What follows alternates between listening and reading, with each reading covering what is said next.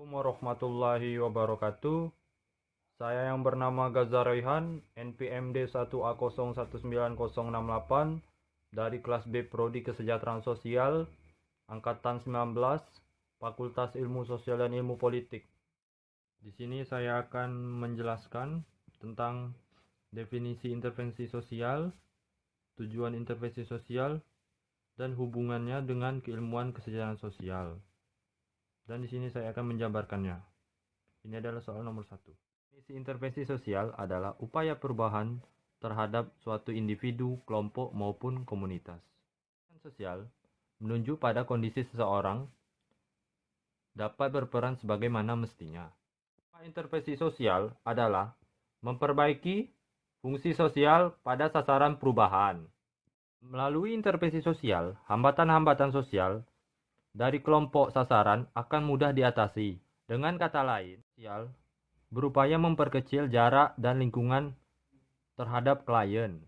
Intervensi sosial dengan ilmu kesejahteraan sosial adalah adanya dua bidang yang bertujuan meningkatkan kesejahteraan sosial seseorang untuk memfungsikan fungsi sosialnya kembali. Kedua yaitu sebutkan jenis-jenis intervensi sosial.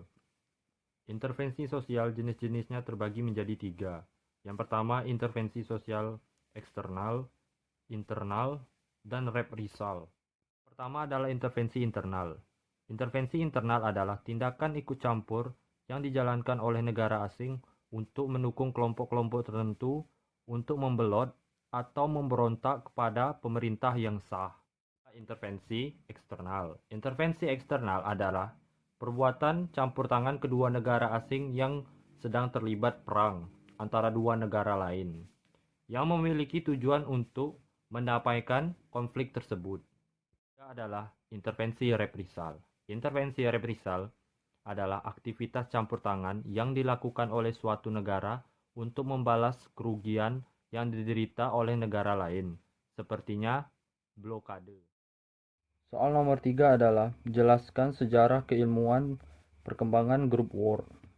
Dari waktu ke waktu grup war pertama kali dikenalkan oleh pendidikan social war pada tahun 1920-an. Banyak sekali lembaga layanan social work yang memberikan layanan kelompok.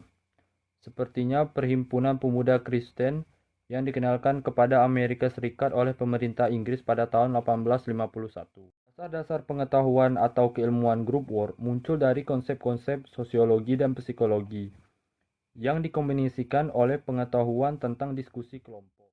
4 soalnya adalah sebutkan dan jelaskan beserta contoh-contohnya. Yang pertama adalah kelompok statis. Adalah kelompok yang bukan organisasi dan tidak terdapat hubungan sosial dalam kelompok tersebut. Contohnya adalah anak-anak dan remaja yang berusia dari awal 5 sampai 19 tahun di suatu desa. Kedua adalah kelompok kemasyarakatan. Adalah kelompok yang di dalamnya mempunyai persamaan tetapi tidak mempunyai organisasi dan hubungan sosial di antara kelompok. Contohnya adalah kelompok penduduk perempuan Indonesia dan kelompok penduduk laki-laki Indonesia. Adalah kelompok sosial.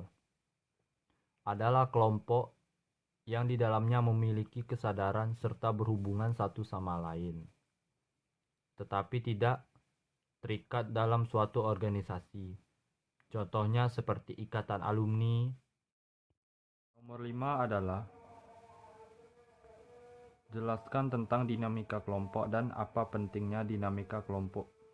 Dinamika kelompok merupakan kelompok yang terdiri dari satu individu atau lebih yang mempunyai hubungan psikologis yang jelas antara satu dengan yang lainnya. Fungsi pentingnya dinamika kelompok antara lain, yang pertama, saling membentuk kerjasama. Yang kedua, memudahkan pekerjaan. Yang ketiga, mengatasi pekerjaan yang membutuhkan pemecahan masalah dan mengurangi beban pekerjaan itu tersebut.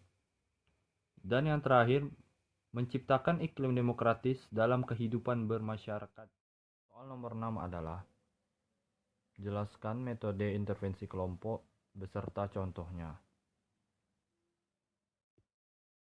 Metode intervensi kelompok terbagi menjadi 3. Yang pertama adalah FGD, Forum Group Discussion. FGD artinya diskusi yang tidak ditata ketat atau tidak formal yang membahas suatu permasalahan kelompok atau masyarakat guna mendapatkan solusinya. Contohnya seperti bagaimana cara kita menyikapi teman-teman kita yang terjebak dalam kenakalan remaja. Dan ada juga bagaimana sikap kita terhadap orang yang menderita penyakit AIDS. Yang kedua adalah SHP, Self Help Group. Kelompok yang berisi orang dengan masalah yang sama, yang bertujuan untuk self-improvement dalam rangka mengatasi masalah yang sedang mereka hadapi. Contohnya seperti kelompok alkoholik dan kelompok ibu-ibu yang melahirkan anak pertamanya. Yang ketiga atau yang terakhir adalah konseling kelompok. Salah satu bentuk konseling yang memanfaatkan kelompok, yang bertujuan untuk membantu, memberi umpan balik, dan pengalaman belajar. Contohnya seperti yang ada di sekolah, di saat ada siswa yang bermasalah.